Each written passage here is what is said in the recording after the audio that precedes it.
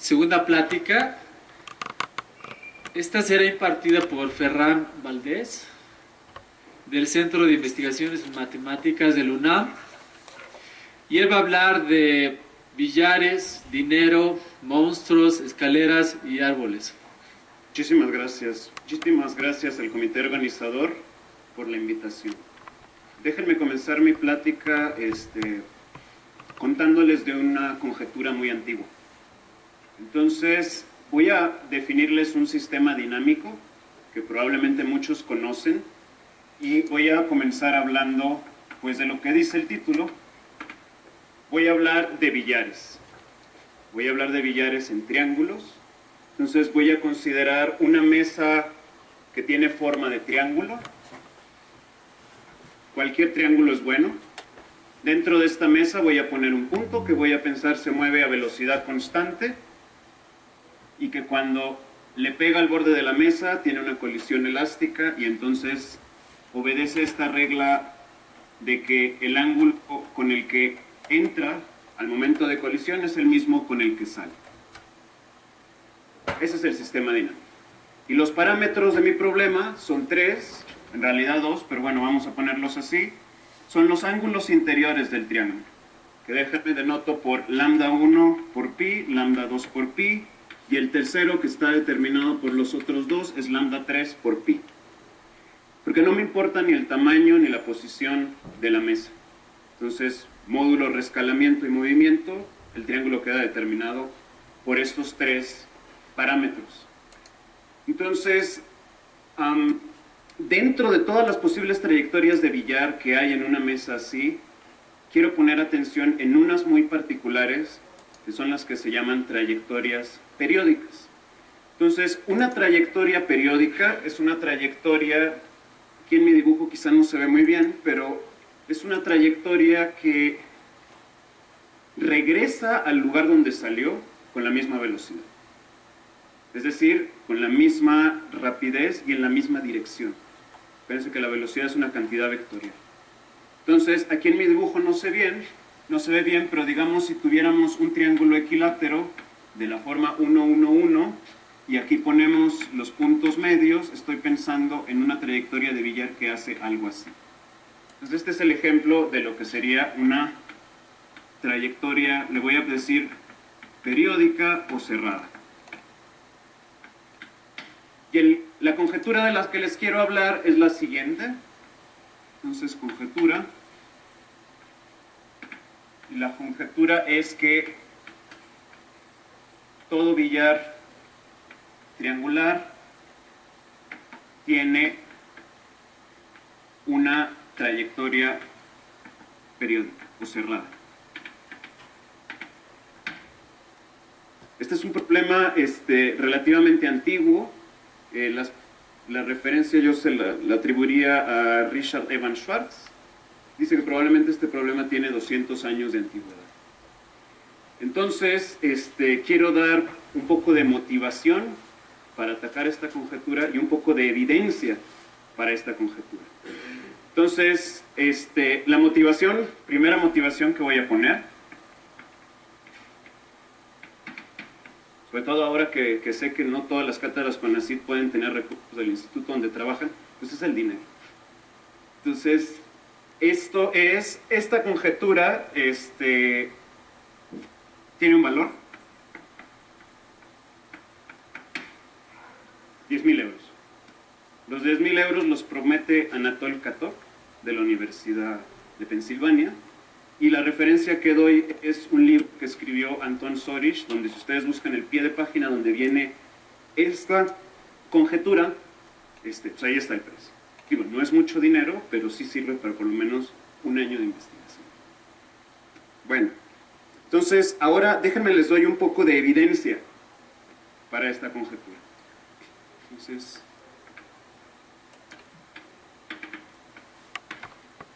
voy a tratar de ir sistemáticamente triángulo por triángulo. Entonces vamos a considerar, cuando quiero decir evidencia les quiero mostrar varios casos donde esto es cierto. Entonces déjenme comienzo con un triángulo agudo. Entonces, si ustedes toman un triángulo agudo, que vamos a llamar por ejemplo A, B, C, los quiero convencer de que en este caso siempre tenemos una trayectoria periódica del billar. Entonces vamos a tratar de construirla y probar qué es esa. Entonces voy a considerar las alturas de dicho triángulo, que van a determinar puntos P, Q, R, y este que voy a poner aquí con el nombre de H. Y si uno de esos puntos me queda un triángulo contenido dentro de mi triángulo agudo, que normalmente se conoce como el triángulo pedal. Entonces el triángulo PQR, lo que sería el triángulo pedal. Y a mí me gustaría probarles que ese triángulo que está ahí es de hecho una órbita periódica del billar. Entonces lo primero que voy a tratar de probar es que el ángulo que ven ustedes aquí, APR, es el mismo que el ángulo QPB. Entonces, a ver, lo primero que hay que observar es que los puntos RHPA son todos parte del mismo círculo. ¿Lo ven así? ¿Por qué esto es cierto? Se los dejo como ejercicio, pero les dejo como hint este diámetro de aquí. Entonces, por ser esos 4 puntos concéntricos, y por el hecho de que APR suscribe el mismo arco que AHR, nosotros tenemos que el ángulo APR es lo mismo que el ángulo AHR. Entonces ya tengo el derecho de decir que este de aquí es el mismo que este de acá. Luego, por otro lado, yo puedo ver por el mismo argumento de tener un diámetro aquí que los puntos QHPB pertenecen a otro círculo. Entonces, por aquí hay otro círculo. Y entonces, usando ese otro círculo, yo puedo ver que el ángulo BPQ que suscribe este arco es el mismo que el ángulo BHQ que suscribe este arco, perdón. Entonces tengo el derecho de decir que este ángulo es el mismo que este ángulo. Entonces el ángulo BPQ es igual al ángulo BHQ, pero resulta que estos dos son opuestos por el vértice. Entonces puedo poner aquí una igualdad y resulta que este ángulo con el que empecé va a ser igual a este ángulo de acá. Y luego, pues, el punto donde comencé no tiene ninguna característica privilegiada, entonces pueden ustedes hacer lo mismo aquí, para probar que estos dos ángulos son iguales, y acá, para probar que estos dos ángulos son iguales. Entonces, lo que les quiero decir es que hay una manera mental de probar que todo billar triangular en un triángulo agudo tiene una trayectoria periódica. Entonces ya está, porque los triángulos agudos pues son un montón. Mismo es cierto para los triángulos rectángulos. Y no les voy a decir mucho de cómo va la prueba, pero si ustedes tienen un triángulo rectángulo y consideran una trayectoria de billar que pega contra la hipotenusa en un ángulo de 90 grados, eso les define una trayectoria de billar periódica. Ejercicio. Pero la idea está ahí. Ahora, lo triste es que esta metodología no sirve cuando pasamos al mundo de los triángulos obtusos. Porque si ustedes quieren hacer el triángulo pedal en un triángulo obtuso, pues les queda fuera. Hay un punto que siempre está fuera. Y bueno, hay otras razones por las cuales no va a funcionar, pero entonces esta es una idea bonita que no sirve para todos los triángulos. Entonces, para poder, digamos, resolver o tratar de atacar este problema de una manera sistemática, hay que hacer un truco. Entonces déjenme les platico este truco. Entonces, truco. Es un truco precioso. Entonces, el truco, la primera vez que apareció, lo inventaron Fox y Kirchner, por ahí de los años 30. Pero no sé si por la guerra, o por el hambre, o por la crisis, se olvidó el truco. Y fueron Katok y Zemliakov quienes en los años 70 volvieron a descubrir este truco, que es un fenómeno muy bonito en matemáticas. Las buenas matemáticas nunca mueren. Puede desaparecer una generación y se redescubre. Entonces, el truco es una idea bien bonita, que es la siguiente. Voy a usar el caso del cuadrado para que los dibujos salgan mejor, pero la idea fundamental es la siguiente. Vamos a suponer que jugamos billar dentro de un cuadrado. Vamos a orientar ese cuadrado de esta manera. Y vamos a tomar una trayectoria de billar que viene y colisiona aquí en este punto, formando aquí un ángulo alfa, digamos. Entonces, la idea genial es que en lugar de reflejar la trayectoria cuando nosotros tenemos una colisión, cuando digo reflejar es porque aquí hay una normal y uno refleja, lo que hay que hacer es reflejar la mesa. Entonces, si ustedes reflejan la mesa, entonces digamos aquí yo pongo A y ustedes reflejan la mesa, y yo pongo aquí, no sé, D, y aquí pongo D, entonces la imagen de la trayectoria en la mesa reflejada continúa en línea recta. Estoy transformando el problema de una línea poligonal en un problema de una línea recta. Ahora, la trayectoria va a seguir aquí rebotando. Entonces yo tengo que seguir reflejando. Bueno, reflejo otra vez la mesa y aquí me va a quedar el lado A, aquí me va a quedar el lado D y aquí lo que sea que quede. Pero fíjense que 2 veces después de haber reflejado en esta dirección, si yo reflejo una vez este cuadrado y luego lo reflejo de nuevo, esta copia que tengo aquí difiere de esta copia que tengo acá por una translación. Que las reflexiones son involuciones en el fondo. Entonces, al haber reflejado 2 veces, yo tengo que aquí tengo una copia del cuadrado que difiere de esta por una translación. Pero nunca fijé un origen en mi problema. Entonces, si yo hubiera empezado con mi mesa de billar aquí o en un trasladado, estaría haciendo la misma cosa. Hay redundancia en el problema. Entonces, lo que hago es que digo que este cuadrado es exactamente el mismo que este cuadrado de acá. En otras palabras, identifico este lado con este lado.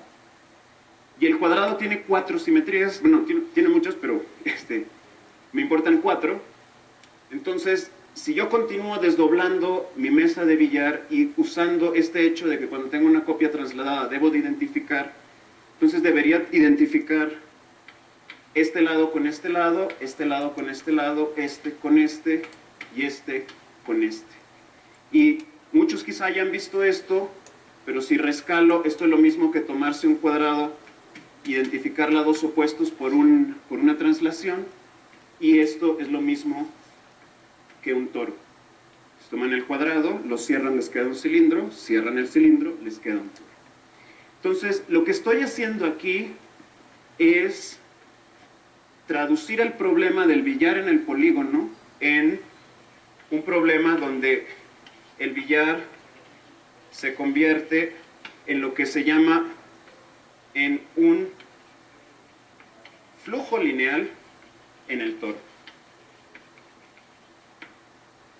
Flujo lineal, para los que hayan visto esto, es el flujo asociado a un campo de vectores constante. Para los que no hayan visto esto, es simplemente que el billar ahora va a hacer estudiar trayectorias en línea recta que viven en una superficie que tiene esta forma de aquí, la forma del toro. Entonces estoy traduciendo mi problema de dinámica del billar a un problema de flujos en superficies. Bueno, entonces les dejo un pequeño ejercicio, por si para los que se están durmiendo. Entonces, si yo le pongo a mi polígono P, le voy a llamar a esta superficie S de P, y lo que estoy tratando de describir con el truco es una maquinita que come polígonos y escupe superficies. Y la maquinita es, reflejan a lo loco, y cada vez que tienen 2 copias que difiere por una translación, identifican. Pequeñito ejercicio, la superficie asociada al triángulo rectángulo, donde este ángulo es pi sobre 8, es un doble toro, o sea, una superficie de estas 2 formas, con un punto singular ahí. Si saben de puntos singulares, si no olviden. Lo que quiero tratar de transmitir es que no siempre sale la misma superficie. Y otra cosa que es importante es que estas superficies tienen una estructura muy particular. Los cambios de coordenadas son translaciones. En otras palabras, son objetos planos, porque los estoy haciendo pegando, pues, polígonos en el plano. Esto no siempre pasa en la teoría de superficies. Bueno, ahora, ustedes se preguntarán, ¿qué pasa en general cuando yo quiero estudiar cualquier triángulo? Entonces, esto es lo que les voy a tratar de contar ahora, y por qué este truco nos da, es un buen truco. Entonces, déjenme trato de contar el siguiente lema. Y el lema dice lo siguiente: si ustedes tienen P, un triángulo, digamos, de ángulos interiores de la forma PI sobre QI por pi, donde estos P y QI son primos relativos, en este caso, para fijar ideas, voy a decir que P es un triángulo racional. O sea, no quiere decir que sus ángulos sean racionales, pero quiere decir que sus ángulos sean múltiplos de pi. Si tienen un triángulo de esta forma y además definen n como el mínimo común múltiplo de los QIs, entonces la superficie esta que estoy llamando S de P es una superficie de translación homeomorfa a una suma conexa de toros, y el número de toros que tienen ustedes aquí, que se llama el género, está dada por la siguiente fórmula: es 1 más n sobre 2, que multiplica a 1 menos la suma de los inversos de los QIs. Esto es lo que pasa para los polígonos racionales, que bueno, son como un poco la generalización de aquellos dos ejemplitos que yo di allá.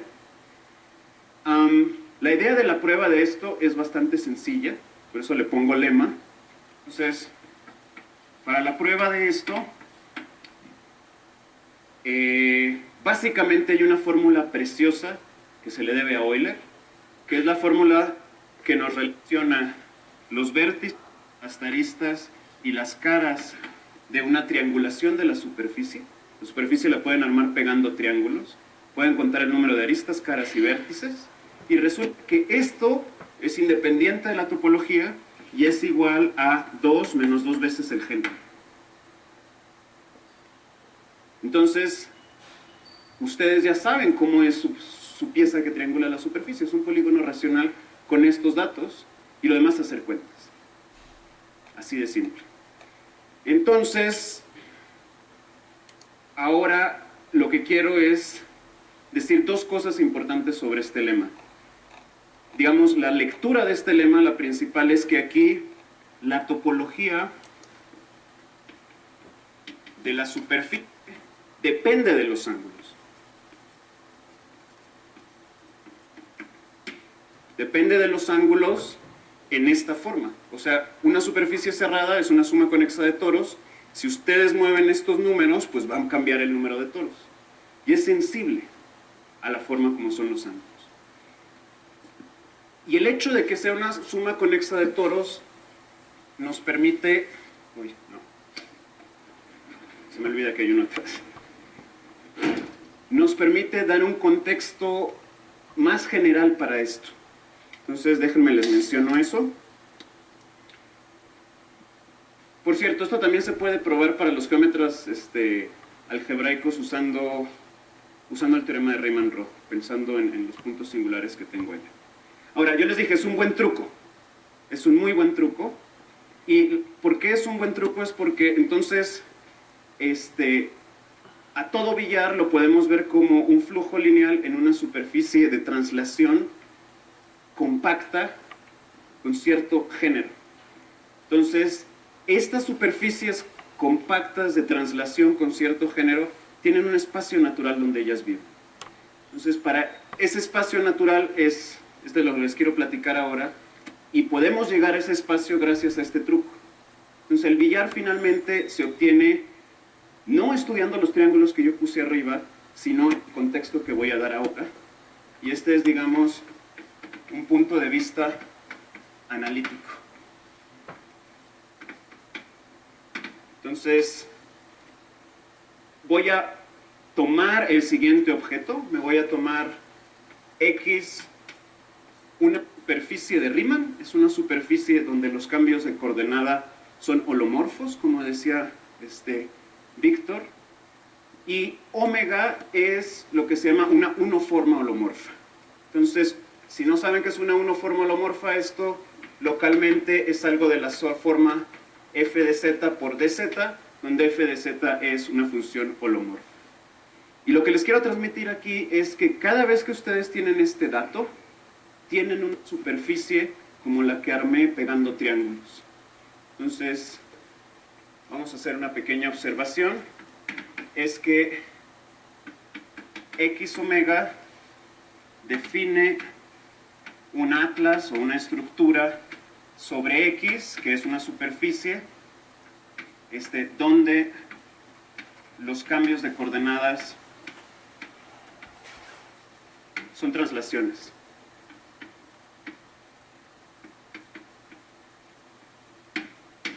Justo como en aquel ejemplo de allá. Y la idea es bastante sencilla. Yo tengo una superficie de Riemann y quiero definir un nuevo atlas, un nuevo sistema de coordenadas. Entonces, ¿se imaginan ustedes a su superficie X? No le digo, pero es compacta. Se ponen aquí su género, vayan ustedes a saber cómo es. Y luego se toman ustedes un pequeño abierto en la superficie. Supongamos así, simplemente conexo. Fijan un punto base P0 y otro punto que debo escribir más grande que le voy a llamar Z. Y voy a definir una función phi de Z que va al plano complejo y no es más que tomarse un camino que vaya de P0 a Z y tomar la integral, como aprendimos en variable compleja, de P0 a Z de este objeto que tiene cara de algo que pueda integrar a lo largo de ese camino. Eso, ¿me creen?, cae en el plano complejo. El pequeño ejercicio que les dejo es que si ustedes se toman otro abierto y se toman otro punto Q0 y definen una nueva función aquí de la forma phi de z que vaya a los complejos, entonces estas dos funciones phi y psi están relacionadas por una translación. Y entonces, lo que tengo es que el billar, el objeto geométrico que puse aquí, naturalmente vive en el espacio donde viven estos tipos, estos objetos.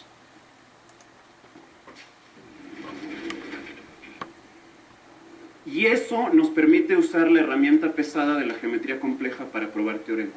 Entonces, aquí es donde probablemente pierda algunos, y es la parte donde trato de impresionar a otros. Entonces, estos objetos viven en un espacio que normalmente alguna gente lo llama el fibrado de Hodge sobre el espacio de módulo y de superficies de Riemann de género G. Si no saben qué es esto, no importa. Este es el buen contexto y este es el lenguaje. En este contexto hay un teorema que le voy a atribuir a Mazur, que nos dice todo punto en este espacio de aquí, que es una superficie plana como estas, donde puedo pensar en flujos lineales, porque son objetos planos. En todos estos hay trayectorias cerradas.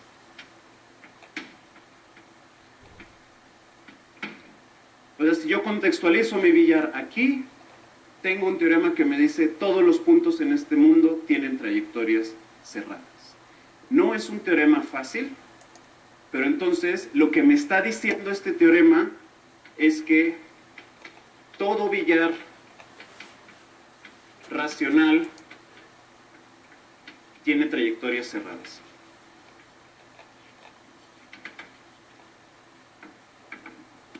Esa es la magia del truco. El truco me permite pasar de un billar en un polígono racional a un contexto analítico donde yo puedo probar que todos los billares racionales tienen trayectorias cerradas. Entonces es buena evidencia para la conjetura, porque ya la tengo para todos los agudos y la tengo para un conjunto denso de puntos en el mundo de los triángulos. Créanme que los polígonos racionales pues, lo son, densos en el espacio de triángulos. Y este contexto y estos objetos... Ajá.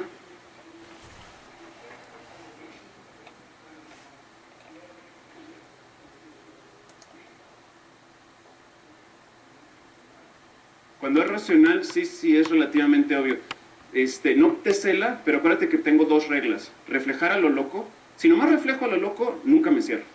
Me queda algo simplemente conexo. Pero cada vez que tengo dos copias que difieren por una translación, las pego.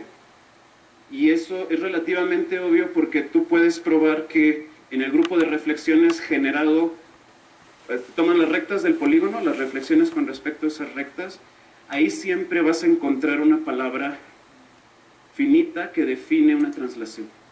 Las escribes las cosas, dejas correr el lápiz y sale. Da. Ahí voy, a eso voy. Sí, no necesariamente. Todos los que no son de la forma pi entre n. En pi entre n te cierras en una vuelta. Si no eres de la forma pi entre n, sí necesitas más. A eso voy también. Bueno, entonces, nada más déjenme decir la parte esta donde trato de impresionar a la gente de que este contexto, estos objetos han sido muy estudiados. Y para los que saben un poco de sistemas dinámicos, sobre este espacio actúa el grupo de matrices SL2R, matrices de determinante 1. La acción se puede dar desde el punto de vista analítico o pueden pensar que poscomponen esta carta por la multiplicación por una matriz A en SL2R. Es nada más una transformación lineal. Y esto es importante porque nos permite hacer lo que se llama renormalización, que es algo que se usa para estudiar muchas cosas en dinámica. Entonces, por ejemplo, varias cosas sobre este contexto. Este espacio está naturalmente estratificado por el orden de los ceros de la forma. El estudio de las componentes de esta estratificación lo determinaron completamente Kontsevich y Sorych. Luego, cuando ustedes tienen esta acción, se pueden considerar aquí adentro las matrices de la forma E a la T a la menos T. Estas matrices son muy importantes para la renormalización y definen lo que se llama el flujo de Teichmüller. Las propiedades estadísticas de este flujo, por ejemplo, ese flujo es mixing, han sido estudiadas por Ávila, Wessel y Jacós. Y luego, para cerrar, este no es un espacio homogéneo, pero la acción de este grupo en este espacio se parece mucho a la acción de SL2R sobre un espacio homogéneo. Y resulta que hay un análogo, bueno, hay como algo que se parece a la teoría de Ratner cuando ustedes tratan de clasificar los cerrados invariantes de esta acción. La clasificación de los cerrados invariantes de esta acción es el trabajo de Eskin, Mizarkani y Mohammad. Entonces, la teoría está aquí. Es lo que trato de decir. Para ser honestos, no haciendo triángulos. Bueno, ahora, para volver a lo que me preguntan, vamos a volver a los dibujos de los triángulos y a ver qué pasa en el caso irracional. Pero sí tengo que borrar, o hay más. Hay otro más, ok. Muy bien. Entonces ya no voy a hablar más del contexto analítico, voy a tratar de hablar un poco del caso racional y tratar de hablar después un poco de mi trabajo. Entonces vamos a pensar ahora que ustedes tienen P, un polígono irracional. Un triángulo, vamos a quedarnos en los triángulos. Un triángulo irracional. Y voy a tratar de hacer el mismo truco que hice en el caso del toro. Entonces, ¿qué pasa, como me estaban señalando, si ustedes tienen un polígono irracional? ¿Qué quiere decir esto? Por definición, es un polígono donde ustedes tienen un ángulo interior de la forma lambda por pi, donde lambda no es un número racional. Entonces, si ustedes empiezan a reflejar alrededor del vértice donde tienen un ángulo irracional, hacen una reflexión, hacen otra reflexión, hacen otra reflexión, y cada reflexión están haciendo un paso angular de tamaño lambda por pi alrededor del vértice. Y esto, como lambda es irracional, pues nunca se va a cerrar. Entonces, si ustedes continúan, pues van a estar dando vueltas y vueltas y vueltas y vueltas. Entonces, si tratan de hacer el mismo truco alrededor de este vértice hay una infinidad de copias del polígono. Entonces, toda vecindad de este vértice va a tener una infinidad de copias del polígono. En otras palabras, si aplican el truco así nomás, les va a quedar un espacio que no es localmente compacto. Entonces, como no es localmente compacto,